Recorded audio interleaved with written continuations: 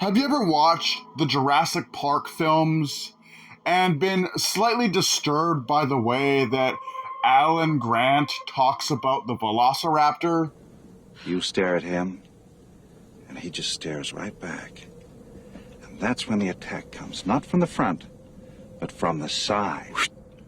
From the other two raptors, you didn't even know were there.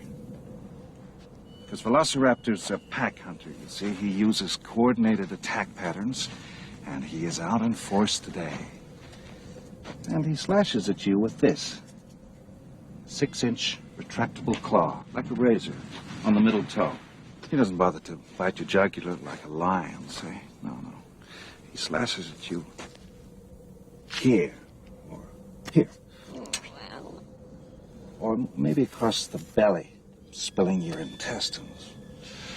The point is, you are alive when they start to eat you. They were able to hunt in numbers and coordinate their efforts. Were it not for the cataclysmic events which overtook them, it is entirely possible that raptors, rather than humans, would have become the dominant species on this planet. Now, at first we thought they'd disembowel their prey, but no. They're smart enough to go straight for the throat. Veins, the arteries, sometimes both at the same time. Okay. Now, interestingly enough, Alan Grant states that the velociraptor is 6 feet tall in the original Jurassic Park movie. Now, this has been proven wrong, and there's actually a reason why he says it's 6 foot tall. And the reason for this is that Velociraptor in the Jurassic Park movies is actually not Velociraptor. It is Deinonychus. They simply just made Deinonychus for the movie because they thought it was bigger and more imposing and just called it the Velociraptor. Velociraptor was actually the size of a turkey or small coyote. They were not very big. So remember, the next time you're watching the Jurassic films and Alan starts going on a creepy monologue about how terrifying and scary the Velociraptor is, remember the real-life animal was the size of the main course you have at Thanksgiving dinner. And this is not to say that Velociraptor was not a dangerous and effective predator. I'm sure it was, with its ability to work as a team with other members of its species.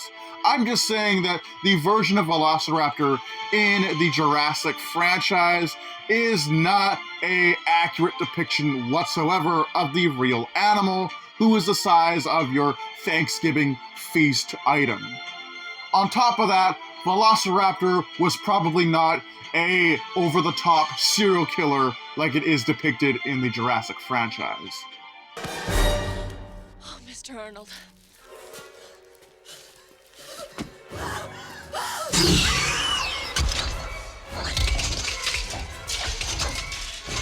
And believe it or not, the Jurassic franchise does have a sort of accurate for the universe version of Velociraptor.